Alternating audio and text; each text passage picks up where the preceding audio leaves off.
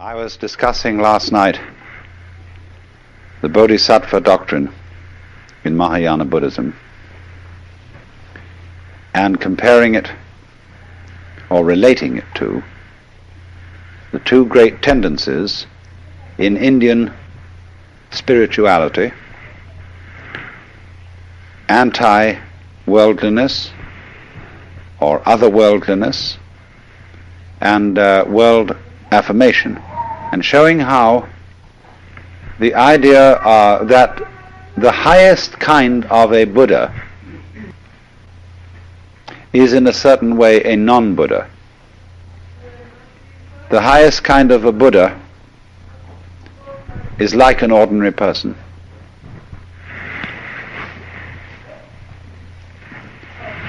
And this comes out very, very much in various tendencies in Zen, where, for example, all the painting peculiarly characteristic of Zen Buddhism in the Chinese and Japanese tradition is, as it were, secular.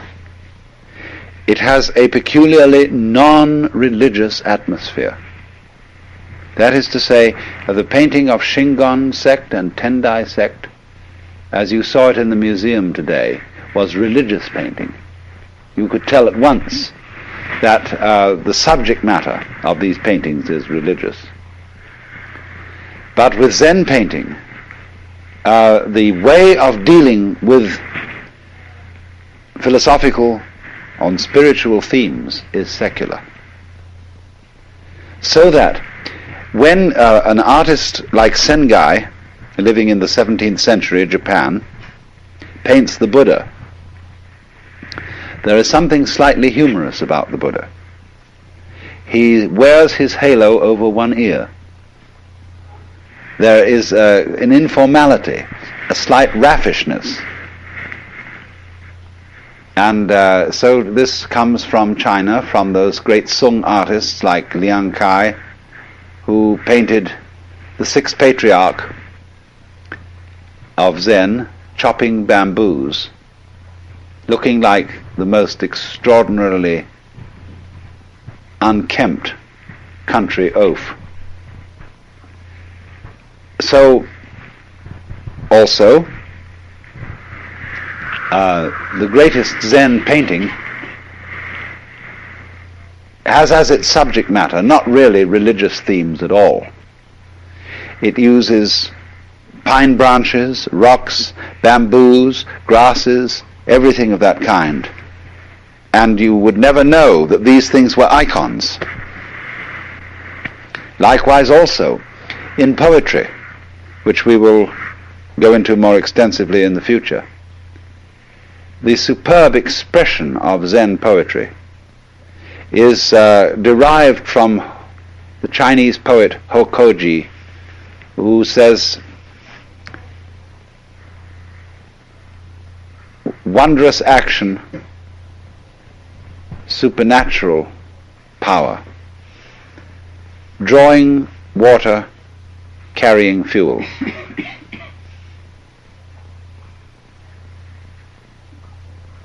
Now, that poem is a little bit too religious for Zen taste. And so, preferable to that is Basho's famous poem, The Old Pond, a frog jumps in, plop. Plop is the only possible English translation for the Japanese mizu no otto, which means literally the water's sound. Plop. But that poem, you see, is a very high-style Zen poem, because it has nothing in it about religion. There is a poem on the edge, which also was written by Basho, which says, when the lightning flashes, how admirable he who does not think life is fleeting. You see, the flash of a lightning is a Buddhist cliche for the transiency of the world. Your life goes by and it disappears as fast as a flash of lightning. That becomes a cliche. So, all religion, all religious comments about life eventually become cliches. Religion always is falling apart and becoming a certain kind of going through the motions, a kind of imitation of attitudes, as if one would say, we've got a book called The Imitation of Christ. It's a terrible book. Because everybody who imitates Christ is a kind of a fake Jesus. So in the same way, there's all kinds of imitation Buddhas, not just sitting on altars made of wood and gilded, but just sitting around in monasteries. So one might say then that the highest kind of religious or spiritual attainment has no a sign about it that it is religious or that it is spiritual. And so as a metaphor for this, there was used in Buddhism from the very beginning the idea of the tracks of birds in the sky. They don't leave any tracks. And so the way of the enlightened man is like the track of a bird in the sky. And as one poem, a Chinese poem, says, entering the forest, he does not disturb a blade of grass. Entering the water, he does not make a ripple. In other words, there is no sign about him to indicate that he is self-consciously religious. And this goes too for the fact that his not having any religious sign is also not something contrived. It isn't like Protestant simplicity. You know, all those Catholics with their rituals and how dreadful and insincere that is. The real reason, you know, why Protestants think Catholic ritual is insincere? You know? It's expensive. Protestantism started in the burgher cities of Europe. Places like Freiburg, Hamburg, you know, and Geneva. Because the merchant class, who were the foundation of the bourgeoisie, got annoyed because every time a saint's day came around, all their employees got a day off because it was a holy day and they had to attend Mass. There were so many of these nuisance holy days, and all these contributions that were assessed by the church, buying your way out of purgatory and saying masses for the dead and so on and so forth, they found this not very economical. The priests were getting the money instead of the merchants. And so they decried as unbiblical and irreligious and wasteful all the finery of the Catholic religion and wanted something plain and simple. So it became, in course of time, a sign of being really religious to avoid rituals and to avoid colorful clothing and splendor in churches, and to be as ordinary as possible. But that is not yet the real religion of me giving no sign of having a religion, because this simplicity and absence of ritual itself becomes a sign, a way of advertising how spiritual you are. So the completely bodhisattva type of person doesn't leave any track, either by being religious overtly or by being non-religious overtly. How will you be neither religious nor non-religious? See, that's the great test. How will you avoid that trap of being one or the other? It's like, are you a theist or are you an atheist? See, the theist is caught by God and the idea of God, the belief in God, but the atheist is equally caught.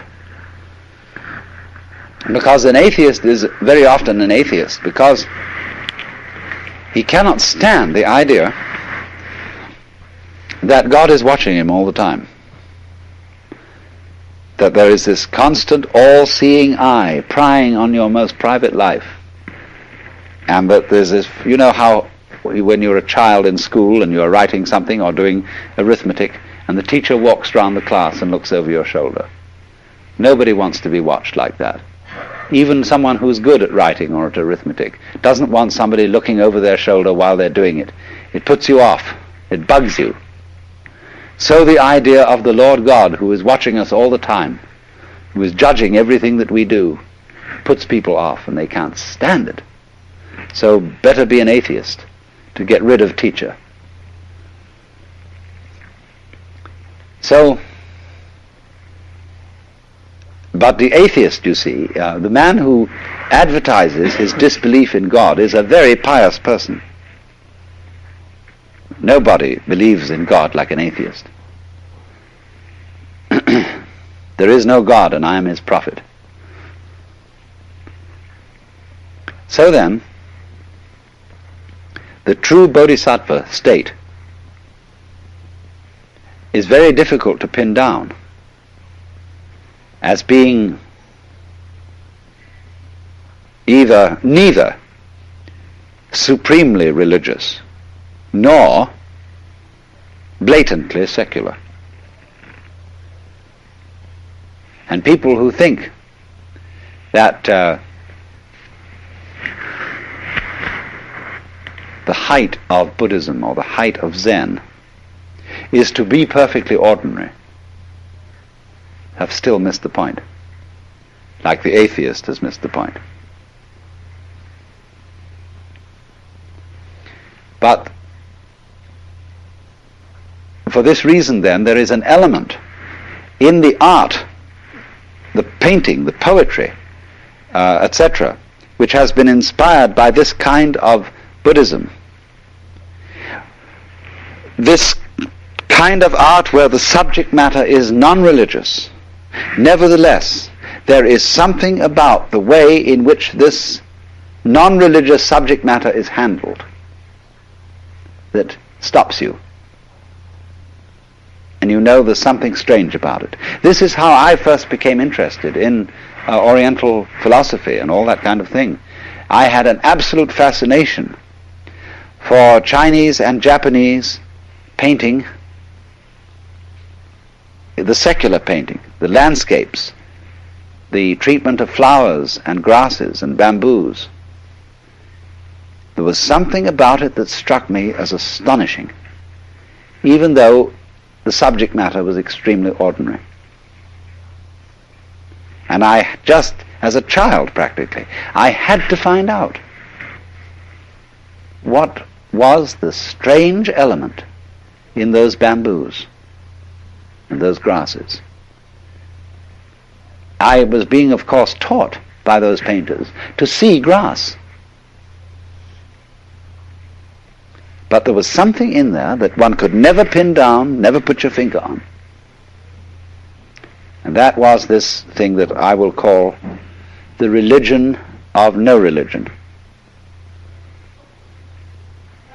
The supreme attainment of being a Buddha who can't be detected, who in this sense then leaves no trace. You remember, some of you have seen those 10 paintings called the 10 Stages of Spiritual Ox Herding. And the author, there are two sets of these paintings. There's a heterodox one and an orthodox one. The heterodox one has as the man catches the ox, it gets progressively whiter, until in the end it disappears altogether, and the last picture is an empty circle. But the orthodox set of paintings doesn't end with the empty circle. That the empty circle arises 2 from the end, 3 from the end. It is followed by 2 others. After the man has attained the state of emptiness, the state, in other words, of complete iconoclasm, the state of no attachment to any spiritual or psychological or moral crutch, there are two more steps. And one is called returning to the origin, which is represented by a tree beside a stream. And the final one called entering the city with hands hanging down. That means hands giving a handout, as it were, giving bounty. And it shows a picture of the fat Buddha, Putai, or in Japanese known as Hotei, who has an enormous belly, big ears, who carries round a colossal bag. And what do you think this bag has in it? Trash. Wonderful trash. Everything that children love. Things that everybody else has thrown away and thought of as valueless, this bum collects and gives it away to children. And so it says here that he goes on his way without following the steps of the ancient sages. His door is closed. That's the door of his house. And no glimpses of his interior life are to be seen. So, in other words, it's like when you erect a building, while you're building it, you have all kinds of scaffolding up. That shows you that building is going on. But when the building is complete, the scaffolding is taken down.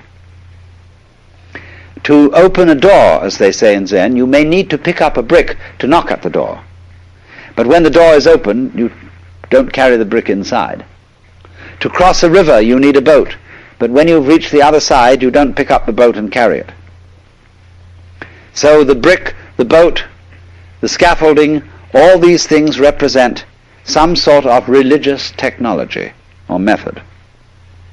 And in the end, these are all to disappear, so that the saint will not be found in church. I don't take what I say literally. The saint can perfectly readily go to church without being sullied by church. But ordinary people, when they go to church, they come out stinking of religion. There was a great Zen master once, and one of his disciples asked him, "How am I making progress?" He said, "You're all right, but you have a trivial fault." "Well, what is that?" He said, "You have too much Zen." Well, he said, when you're studying Zen, don't you think it's very natural to be talking about it? The master said, "When it's like an ordinary conversation, it is much better." And so another monk who was standing by listening to this exchange said to the master, "Why do you so specially dislike talking about Zen?" And he replied, "Because it turns one's stomach." So what did he mean when he said, when it's like an ordinary everyday conversation, it is somewhat better? When the old master Joshu was asked, at the end of the kalpa, when everything is destroyed in fire, there will be one thing remaining. What is that? And Joshu replied, "It's windy again this morning." So in Zen, when you're asked a question about religion, you reply in terms of the secular. When you're asked about something secular, you reply in terms of religion. So what is the eternal nature of the self? It's windy again this morning. "Please pass me a knife." The master hands him the knife with the blade first. Says, "Please give me the other end." What would you do with the other end? See, here the disciple starts out with the ordinary. "Please pass me the knife." And suddenly he finds himself involved in a metaphysical problem. But if he starts out with the metaphysical, he's going to get involved with the knife. So, now, to go deeply into the religion of non-religion, we have to understand what you might call the final ultimate attainment of Mahayana Buddhist philosophy. And this is contained in a school of thought which is called in Chinese Hua Yan and in Japanese Kegon. Kegon is the intellectual foundation for Zen. And there was a great Chinese master by the name of Shumitsu, who was simultaneously a Zen master and the fifth patriarch of the Huayan sect. Hua, it means flower. Yan, garland. The garland of flowers. And it's all based on a Sanskrit sutra called Avatamsaka. This is called simply in Japanese Kegon Kyo.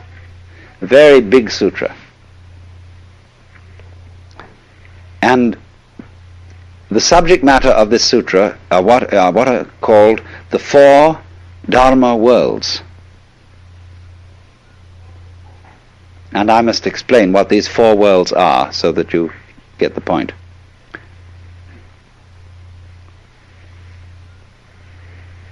First of all, there is a level of being which we will call Ji.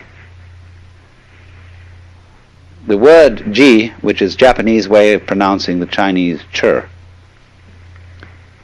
is the world of things and events.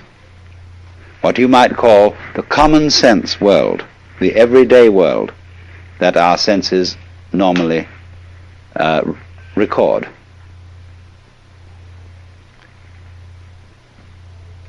The word Ji, the character in Chinese, has a multiplicity of meanings because it can mean a thing or an event. It can also mean business, an affair, not in a love affair, but something in the way the French say les affaires, for business. Something important. It can also mean affectation. Putting something on or showing off. And so a person who is a master in Zen is called Buji, which means no business, no affectation, nothing special. The poem says, "On Mount Lu there is misty rain, and the river Jiang is at high tide. When you have not been there, your heart is filled with longing. But when you have been there and come back, it was nothing special. Misty rain on Mount Lu, river Jiang at high tide."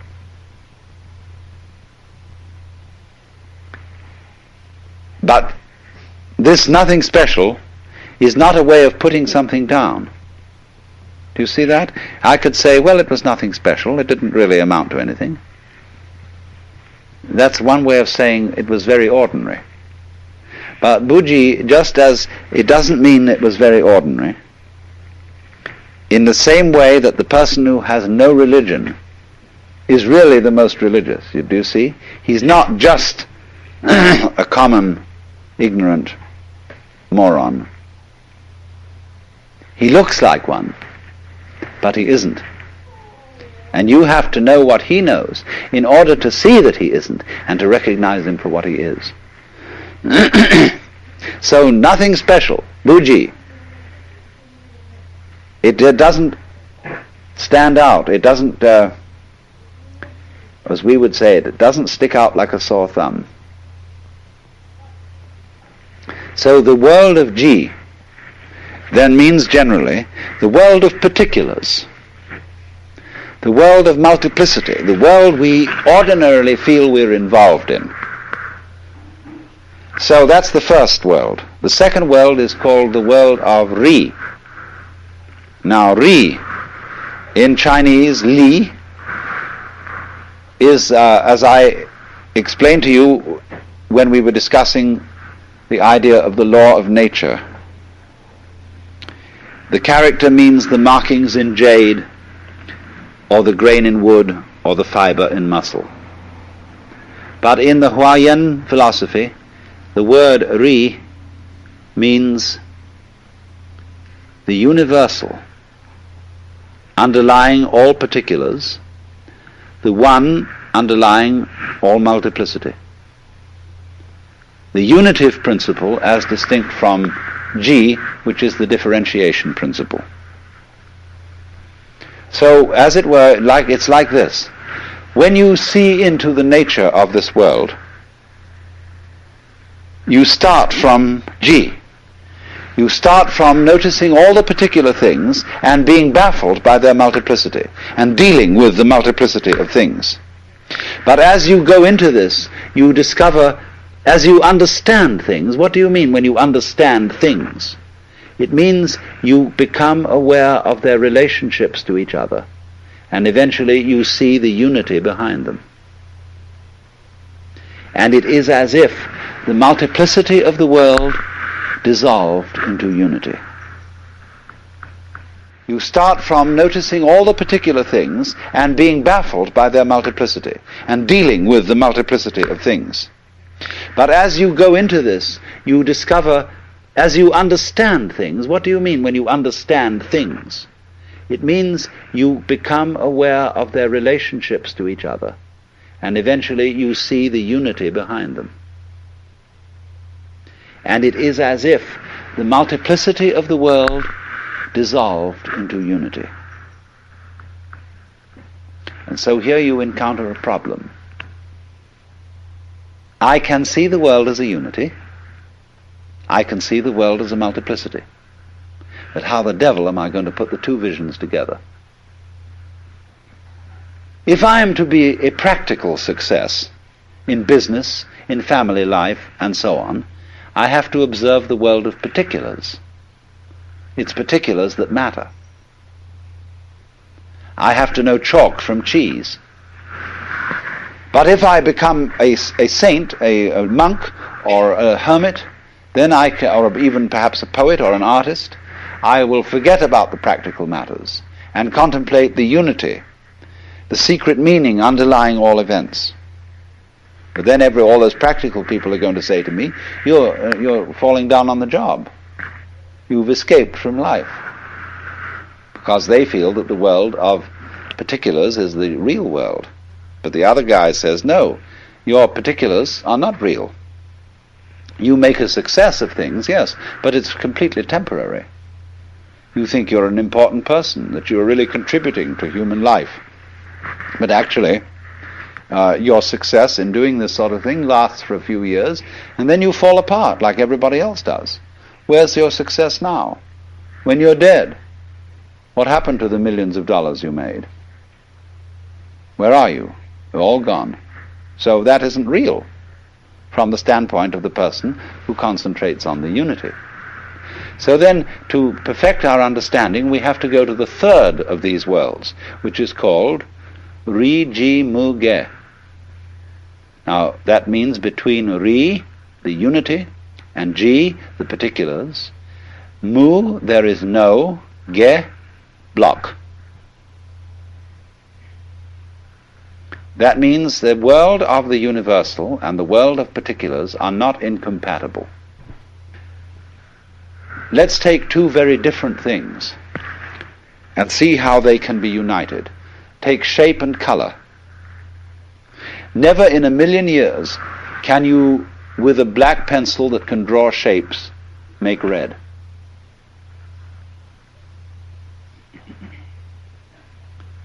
But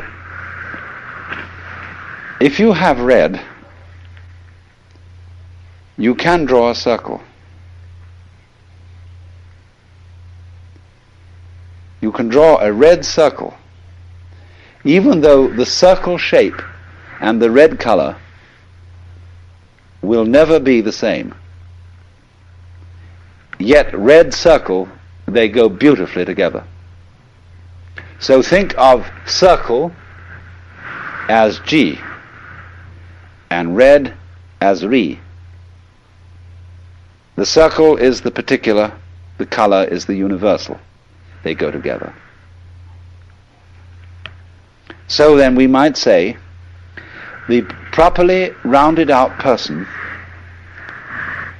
is both spiritual and material, both otherworldly and worldly.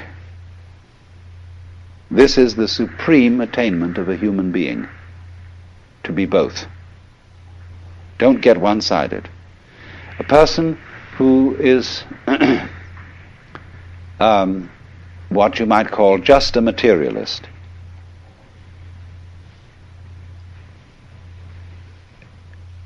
ends up by being very boring.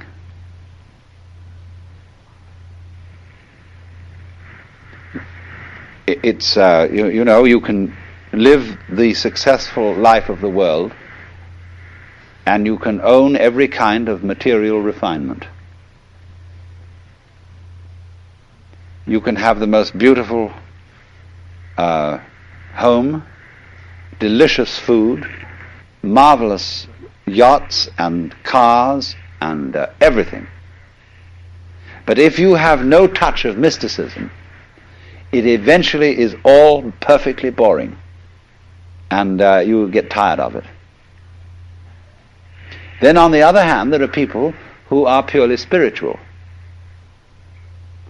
and they live in a kind of dry world where all luxury has been scrubbed away, and they are very intense people. When you are in their presence of a very spiritual person, an excessively spiritual person, you feel inclined to sit on the edge of your chair.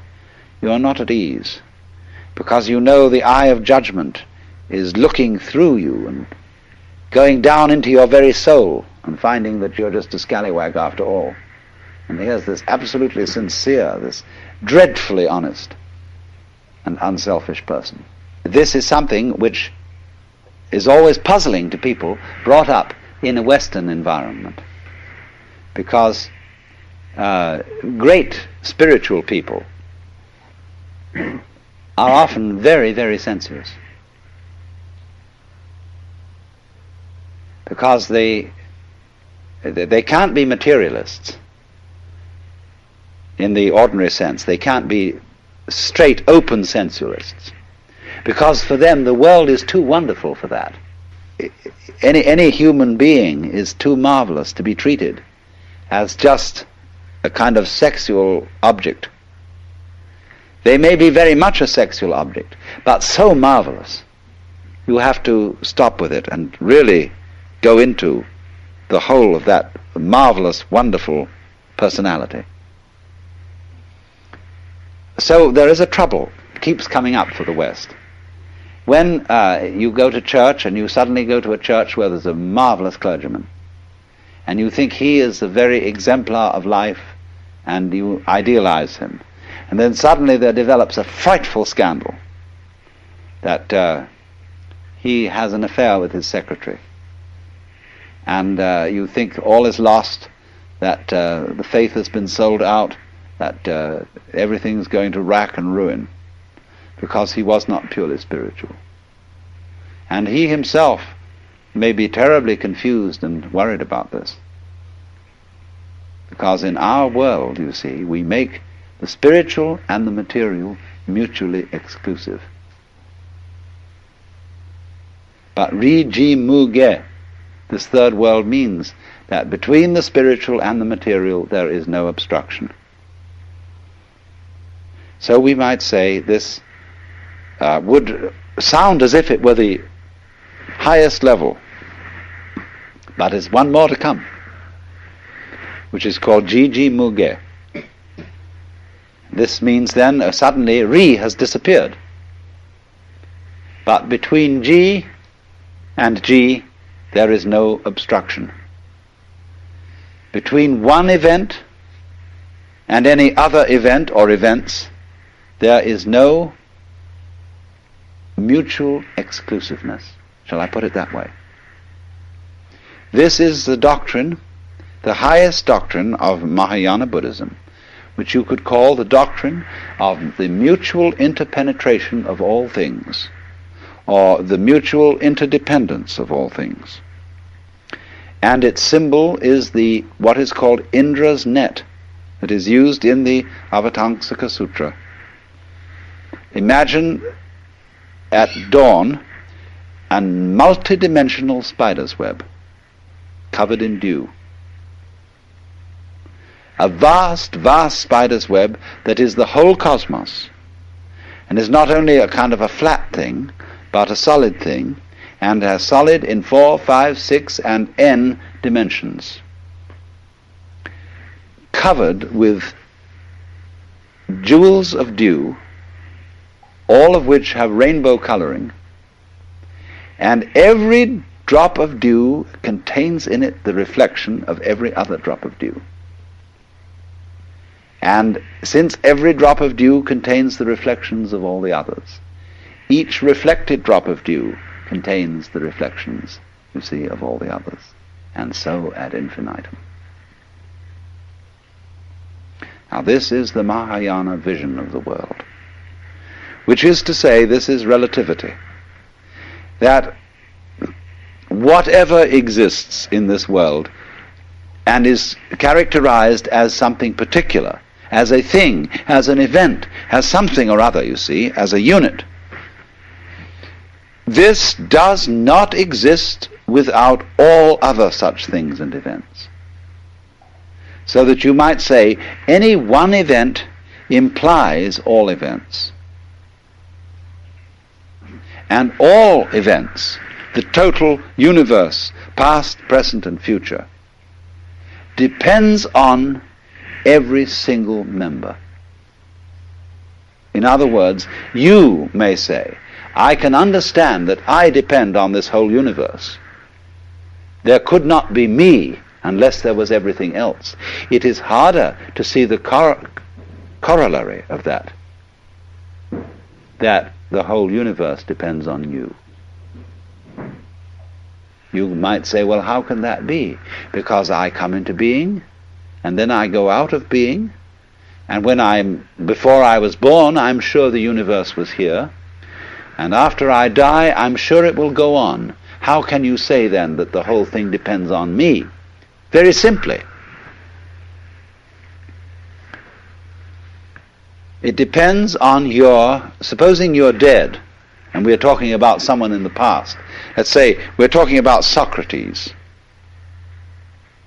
And I'm going to say, this whole universe depends on Socrates. I may put it more exactly. It depends on Socrates having existed. You see your parents now. Some of your parents may be alive, but some of your parents may be dead. Without your parents, you would not have come into being. So you depend on your parents, even when your parents have gone. So everything, even when you disappear, the universe will still depend on you, on your having been here. Or if you have not yet arrived, it depends on your going to be here. So we can say, obviously, going back to Socrates, the fact that Socrates existed tells us something about the kind of world we're living in. This world once Socratized, and that Socrates and his wisdom was a symptom of the kind of universe we're living in just the same way as I showed you that an apple is a symptom of a tree. A certain kind of tree tells us something about that tree, what it functions, how it produces things. So a world which produced Socrates, or a world which produced John Doe, who was nobody in particular, and nobody ever remembered him or thought to write his biography. Nevertheless, for all his obscurity, the whole universe depends on him, and it depends equally on every fruit fly, every gnat, every vibration of every gnat's wing, and it depends on every last electron, however brief its manifestation may be. So that what this is saying is that everything that there is implies everything else. And all those other things, collectively, in their totality, which we call the universe, in turn imply each individual object, event, and so on. That's the meaning of Indra's net. So that this is called in Zen to take up a blade of grass and use it as a golden Buddha 16 feet high.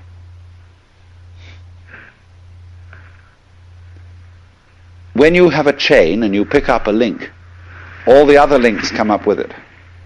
You see? Because it implies, if this is a link, it is a link in a chain. If it isn't, it's just an oval piece of metal. But if it's a link, up come all other links.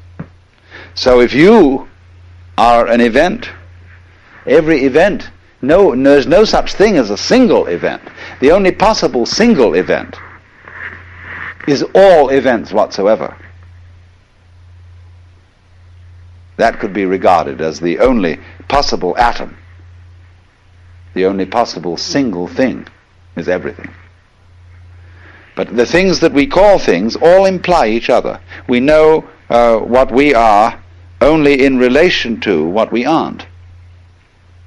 We know of the sensation of oneself only in relation to a sensation of something other. So the other goes with the self as the back goes with the front. And your life, however short, everything depends on it. If that did not happen, nothing would happen. So in this sense, the whole world bears your signature. It would not be the same world if it weren't for you. You've heard, haven't you, what is called the pathetic fallacy? This was an idea of the 19th century, which said that it was false and wrong to project human feelings on the world. The wind in the pine trees is not sighing. It's you who are sighing. The sun is not happy. It's you who are happy when the sun shines. So don't mix up your happiness with the sun. The sun has no feeling. The sun is not human. The wind has no feeling and is not human.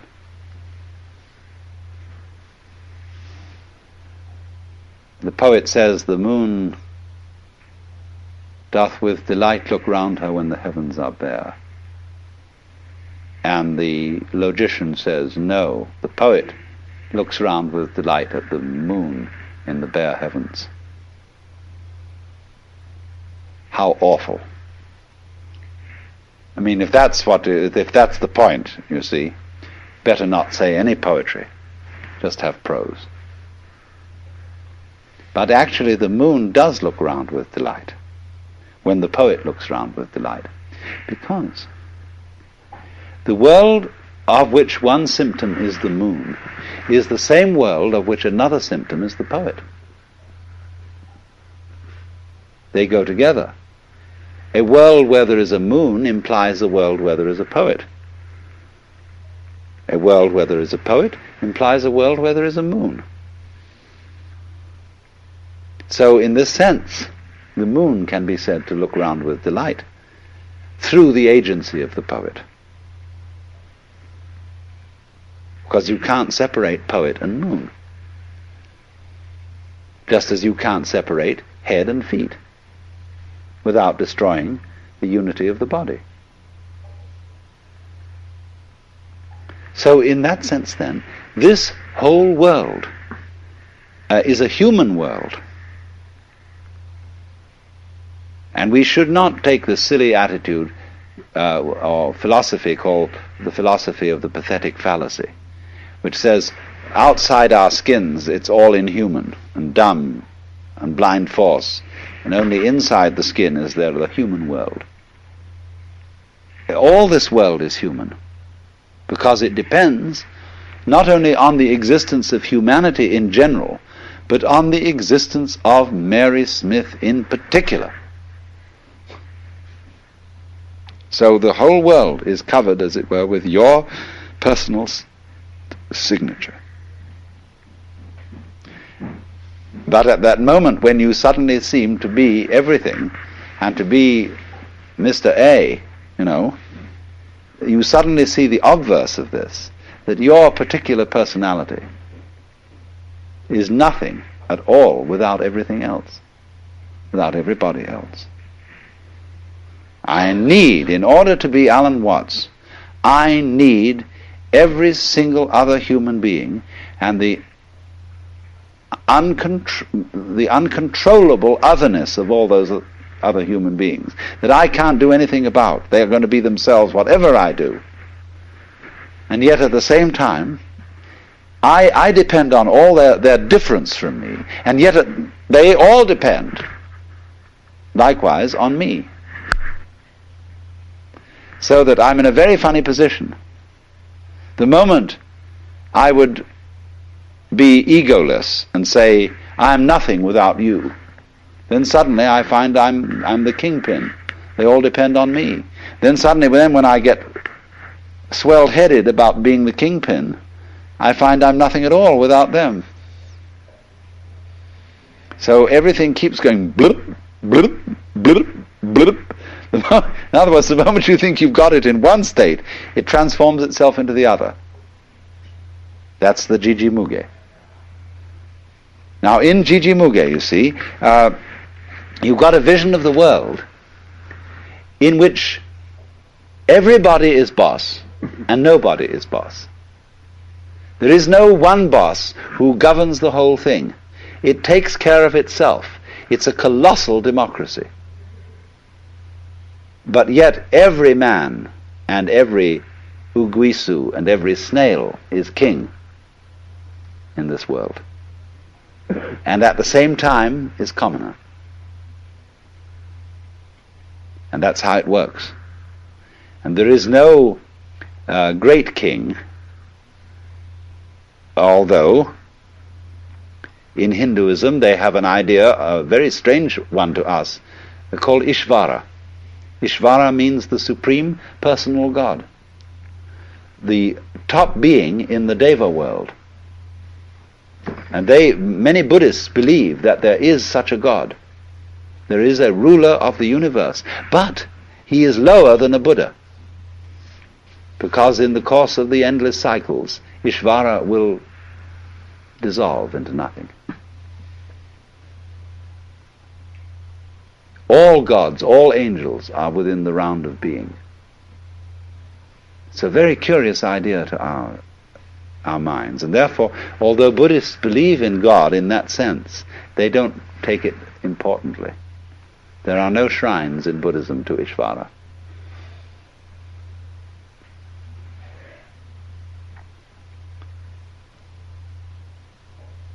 So then, it is through Jiji Muge, this idea of the mutual interpenetration and interdependence of all things, that we have the philosophical basis for Zen as a practical, non-intellectual way of life.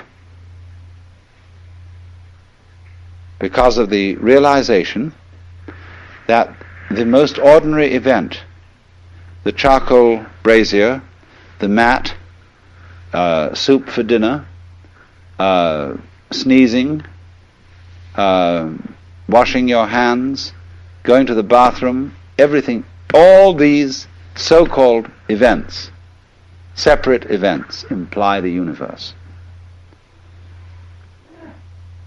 So this is why Zen people will use the ordinary event to demonstrate the cosmic and the metaphysical. Only they don't rationalize it that way. To see infinity in a grain of sand and eternity in an hour is still Riji Muge and not Jiji Muge. Jiji Muge is when you offer somebody the grain of sand, for God's sake stop thinking about eternity. Here's just the grain of sand. There is no difference between the grain of sand and eternity. So you don't have to think about eternity as something implied by the grain of sand. The grain of sand is eternity. So in the same way exactly, our sitting here at this moment is not something different from nirvana. We are nirvana as sitting here exactly like this, you see. So you don't have to say any philosophical comment on the grain of sand or on our sitting here. That's called legs on a snake or a beard on a eunuch. You put legs on a snake, you see, and you embarrass the snake in its motion. And a eunuch doesn't need a beard. We would say in our idiom, don't gild the lily. Or Zen would say, don't put frost on top of snow. So all what you might call specifically religious activity is legs on a snake. Eventually this is going to be eliminated, just as eventually we hope that government will be eliminated and will become unnecessary, because every individual will be self-governing and therefore relate properly to his brother, and the state will vanish. So too, at the same time, the church will vanish. And that's why in the book of Revelation, in the New Testament, it is said that in heaven there is no temple, because the whole place is the temple. So when we achieve the fulfillment of Buddhism, there is no Buddha, no temple, no gong, no bell, because the whole world is the sound of the bell. And the image of Buddha is everything you can look at. So a Zen master was asked, mountains and hills, are they not all forms of the body of Buddha? And the master replied, yes, they are, but it's a pity to say so.